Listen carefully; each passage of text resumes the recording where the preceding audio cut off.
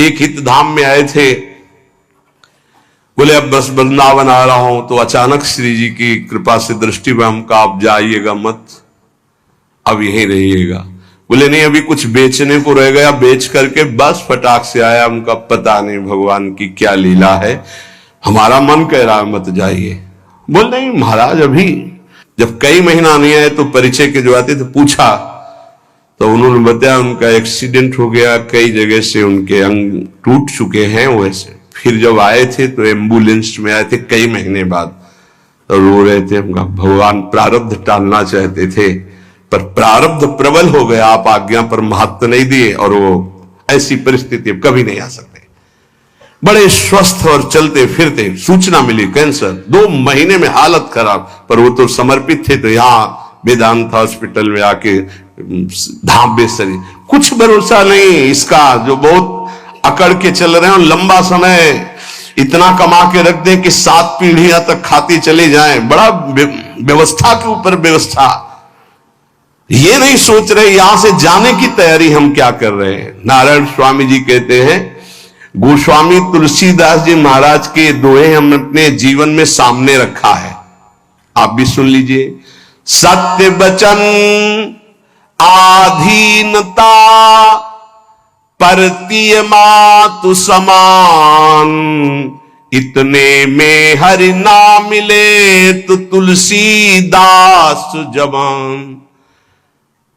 मैं इस बात की गारंटी लेता हूं कि यदि आप वाणी से सत्य बोलेंगे और भगवान की अधीनता और पराई माता बहनों के मात्र दृष्टि से, तो तुम्हें भगवान मिल जाएंगे पक्का। इतने में ना मिले तो इसकी जमानत मैं लेता हूं, गारंटी मैं लेता हूं, निश्चित भगवान मिलेंगे। मैंने बहुत इस दोहे को सामने रखा है, सत्य वचन और भगवान की आधीनता और परती मात समान, इतने में हरि ना मिले तो तुलसीदास जमान। आधीनता का साधन एकमात्र भगवान का दृढ़ भरोसा। जब मैं गोमती नदी के किनारे भजन किया, नारायण की आज्ञा से, अलग अलग आज्ञा होती जाती थी भगवान की, तो वहां से चाहे वो हिंदू हो, चाहे वो मुसलमान हो, चाहे ईसाई हो, कोई भी निकले, हमको सबको नारायण दिखाई दे, सब में नारायण दिखाई देते थे। सबकी चरण रज माथे पे लगाता, सबकी चरण रज माथे पे लगा। अगर कोई इस साधन को कर ले तो बहुत जल्दी देहाभिमान गलित हो जाए। पूज्य राधा बाबा जी ने भी वर्णन किया कि मुझे और किसी से द्वेष नहीं था, अंग्रेजों से द्वेष था, क्योंकि इन्होंने जब हमारे देश पर अधिकार किया तो बहुत अत्याचार किया। उसमें पूज्य बाबा भी देश स्वतंत्रता के उसमें जेल में गए थे, तो उन्होंने देखा था कैसे भारतवासियों के साथ बर्ताव होता है। बूटों में कीलें गड़ी हुई थी, बाबा के जीवन चरित्र में पढ़ा, तो जो उनके सामने सर न झुकाता, गिरा के छाती की पसुरियों पर ऐसे कूदते और बड़ी बुरी दशा से उसको मारते थे। बाबा का भी, बाबा ने जब पीछे से आ रहा था अधिकारी, तो बाबा ने सर नहीं झुकाया कि चाहे मार डाले, मैं इसके विदेशी के आगे सर नहीं झुकाऊंगा। तो बस पीछे वाले ने कहा झुका दो, वो कहा नहीं कटवा सकता हूं, झुका नहीं सकता। राधा बाबा बड़े जिद्दी स्वभाव के थे। इतने में जो ही नंबर बाबा का आया, वो सामने आने वाला था, तो ऑफिस में कुछ ऐसा बड़ाम से हुआ, क्या हुआ क्या हुआ, भगा तो उस दिन। फिर दूसरे दिन ट्रांसफर हो गया दूसरी जेल। तो बाबा को बहुत घृणा थी, गोरा देखते ही अंदर से उनको जलन पैदा हो जाती है कि हमारे हिंदुस्तानियों पर इतना अत्याचार करने वाले ये। अंदर से आया कि भगवान की प्राप्ति करनी तो अजात शत्रुता आनी चाहिए, ये ठीक नहीं। तो गंगा के किनारे घाट पे बैठ जाते, और जब कोई जैसे अंग्रेज निकलता तो चरण धूलि माथे पे लगाते, वो कोई पैसा चढ़ा देता तो छोड़ के चल देते। तो एक दिन जब भगवान ने देखा कि अंग्रेजों के प्रति घृणा खत्म हो गई, तो एक अंग्रेज आया और बाबा की जो भद्र करवाई हुई सर थूक दिया होगा। तो उनका गोरे ठाकुर अब ले, अब ईर्ष्या आपसे या द्वेष आपसे या घृणा नफरत नहीं हो सकती, आप ही हो। बस अंदर से वृत्ति गायब हो गई और हुआ काम हो गया, अब मुझे इसकी जरूरत नहीं। तो यहां ये कह रहे कि दास ये कहता है कि यदि सबके प्रति, देखो महापुरुषों के वचन है, यहां अगर परम पद में आरूढ़ होना है, भगवत प्राप्ति करनी है, तो सर्वान वस्तुतया निरीक्ष परम स्वाराध्य बुद्धिर्मम। बहुत कठिन बात है। नारायण नारायण। एक बार दास से कोई बिगड़ा तो दास ने सर झुका दिया और कहा पादुका उतारो और इस पर प्रहार करो। फिर भी हे नाथ, आपसे द्वेष नहीं हो सकता। कैसे कोई इन महापुरुषों को समझे। पैर का जूता निकालो और सिर को खूब पीटो। ये सिर भी आपका है, नाथ आप ही हो। ये स्थिति है, ये स्थिति है, नाथ आप ही हो। आज तक परिस्त्री को आंख उठाकर कभी काम भाव से नहीं देखा। क्या महापुरुषों ने करुणा करी कि अपनी स्थिति बताई। जब कभी मन ने साधन काल में आकर्षण किया तो हमने ऑपरेशन करके दिखाया मन को कि क्या है। चमड़े से ढका हुआ शरीर, मांस, हड्डियां, मूत्र द्वार, मल भरा हुआ उदर में, फौरन मन भागा और नारायण की शरण में गया। ये क्यों लिख रहे हैं? साधकों के लिए। कभी कोई पाप कर्म, नारायण तब अजपा जा। आपसे प्रार्थना है जब आपका मन ऐसे करे तो ऑपरेशन करके मन को दिखाए कि कुछ नहीं है, व्यर्थ में क्यों समय नष्ट करोगे, क्यों हृदय मलिन करोगे।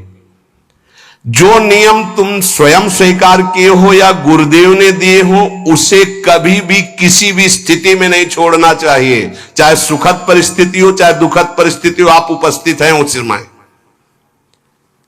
चाहे वो भजन का हो, चाहे वो सेवा का हो, चाहे वो व्यवहार का हो, आप ध्यान दीजिए, आपको परमार्थिक बहुत लाभ होगा यदि आप ऐसा करेंगे। भगवान की जो इच्छा है उसमें तुम राजी होना सीख जाओ। ये बात हमने एक, जैसे वो यूरोप की, उससे ऐसे हमने एक, अब हमको तो ज्यादा अंग्रेजी आती नहीं, let the will of God be done, DONE done. हाँ भाई, हम तो ज्यादा पढ़े कि जो भगवान की इच्छा है उसमें अपनी इच्छा को मिला दो। मैंने ये सूत्र अपनी डायरी पे लिखा। हमारे यहां चतुराशी जी में, ये तो अंग्रेजी से लिखा, हिंदी से, जोई जोई प्यारो करे सोई मोहि भावे। ये सूत्र है, अगर इसको स्वीकार कर लिए, समस्त चिंताओं से मैं मुक्त हो गया इस सूत्र से। भगवान की जो इच्छा है उसमें अपनी इच्छा मिला दो। लेकिन इतना भजन होना चाहिए कि ये पता चले कि भगवान की इच्छा है कि मेरी इच्छा है। इसमें समझना ही तो सब भगवान की इच्छा मान के फिर कहेंगे कि भगवान की इच्छा के बिना पत्ता नहीं हिलता है, तो जितना पापाचरण हो सब भगवान की इच्छा से। नहीं, ऐसा नहीं। इसीलिए विवेक की आवश्यकता है, मन के संकल्प को और भगवत इच्छा को देखना। कैसे जानेंगे भगवान की इच्छा है और कैसे जानेंगे मन की इच्छा है? जो इंद्रियों की विलासता का संकल्प बना करके कार्य किया जाता है वो मन की इच्छा होती है, और जो बिना संकल्प के अकस्मात, वो भगवान की इच्छा। जैसे हम जा रहे हैं, किसी को जरा सा धक्का लगा, उसने पीट दिया हमको, ये मेरा कोई संकल्प नहीं था, या अचानक कोई ऐसी घटना घट गई, सामने वाले को दुख पहुंच गया, मेरा संकल्प नहीं था, या किसी भी तरह की कोई, वो भागवतिक होता है विधान। हम उसमें अपनी इच्छा, मन के संकल्प के द्वारा जो इंद्रिय जनित, वासना जनित, वो भगवान की इच्छा नहीं होती।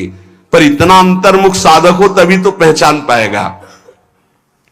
सारी चिंताओं से मैं मुक्त हो गया जिस दिन ये सूत्र पढ़ा।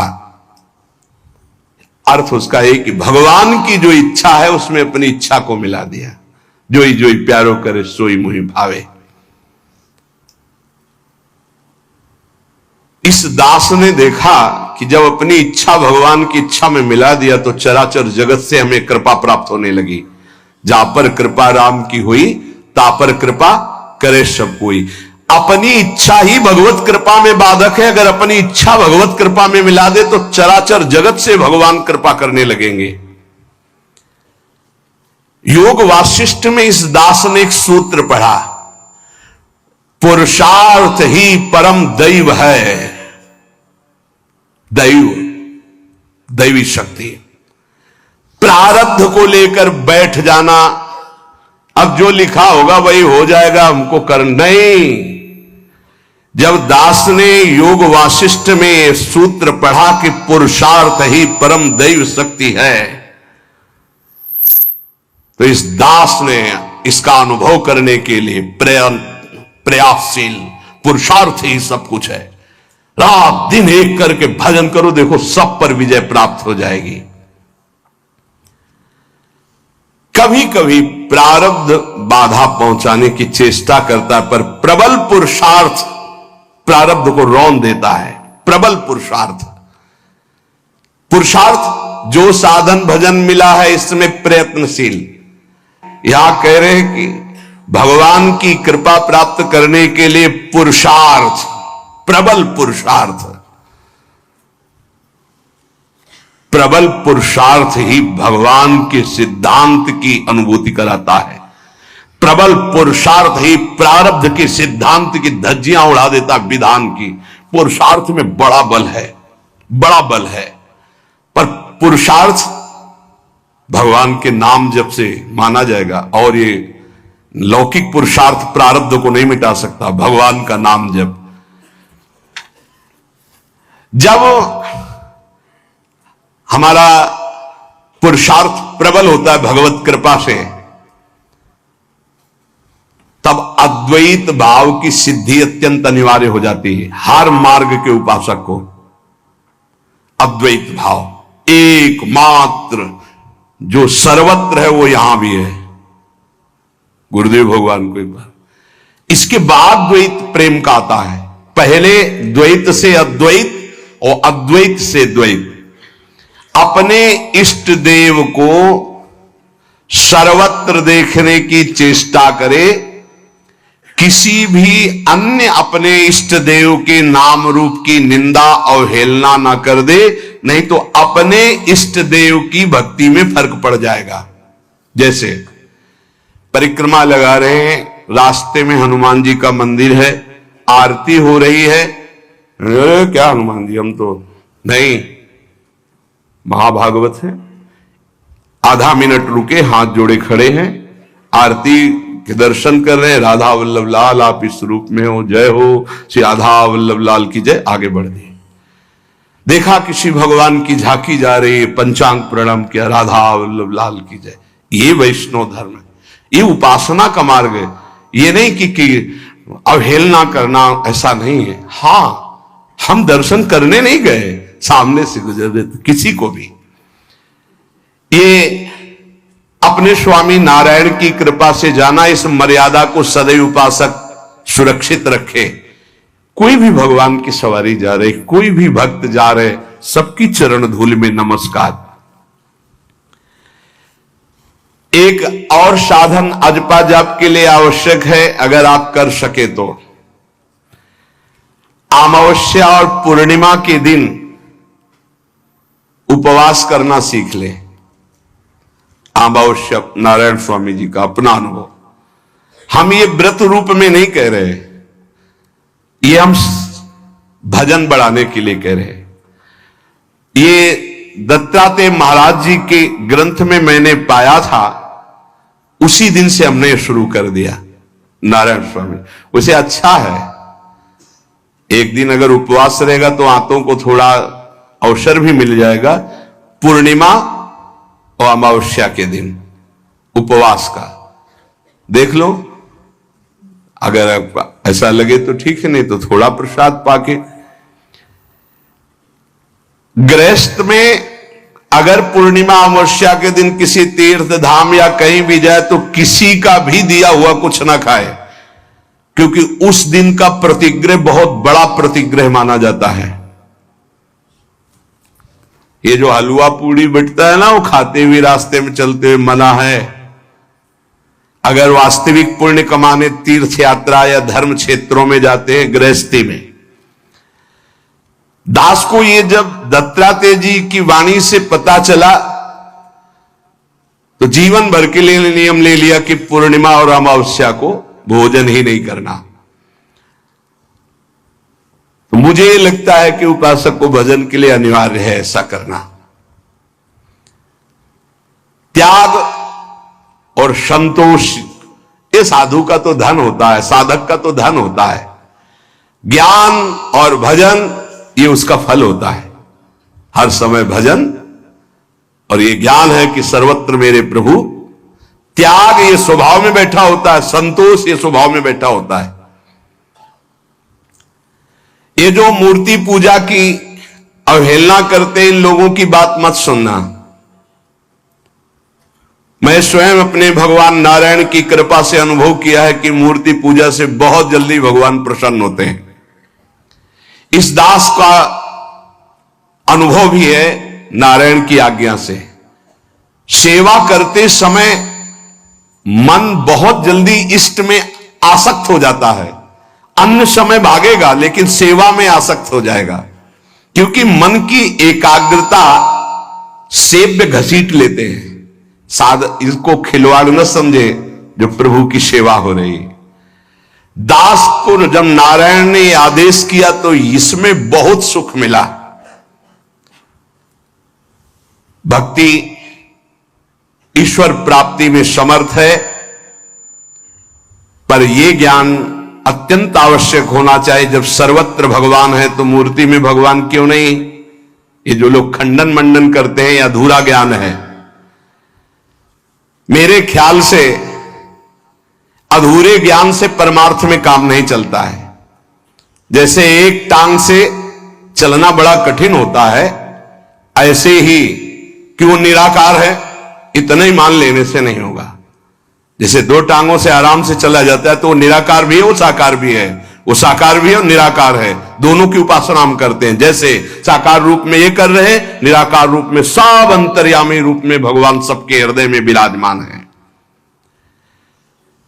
काम क्रोध लोभ मोह के दमन का साधन जो गृहस्थी में समझते हैं कि बड़ा कठिन है, ऐसा ना समझें।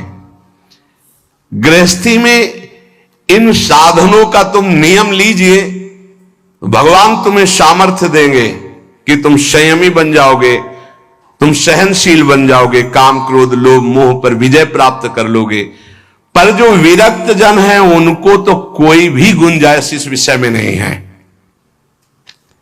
गुरु की कृपा से ही सब साधन की जानकारी होती, सब साधन चलने का उत्साह होता और सब साधन की पूर्णता भी होती है।